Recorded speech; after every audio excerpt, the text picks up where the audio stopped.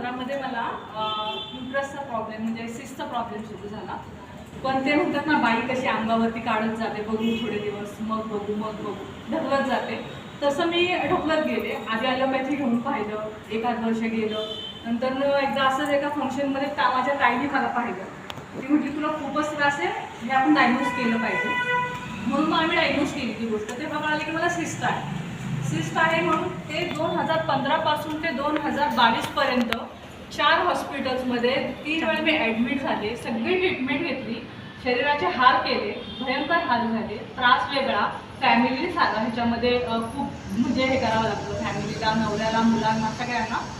पण मला रिझल्ट कुठेच मिळाला नाही हे सगळं वापरून. पण एकदा माझ्या ताईने मला डिंबळे मॅडमला भेट घडली. थँक्यू मॅडम, आला तुम्ही.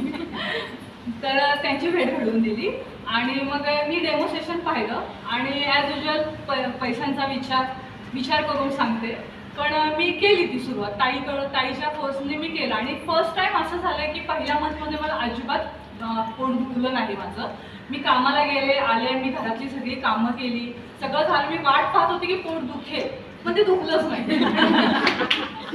ते दुखलंच नाही माझं पोट. तर ती सवय इतकी झाली होती ह्याची की. आणि त्याच्यानंतर मग आत्ता मी म्हणजे लायनर, प्रो लायनर आणि फिमेल चॉईस ह्या तिन्ही गोष्टी वापरते की मला लवकरात लवकर रिलीफ मिळावा. तर लास्ट ह्याच्यामध्ये मी आता सोनोग्राफी केली. ज्या 4 सिस्ट होत्या त्या 2 सिस्ट आहेत. विदाउट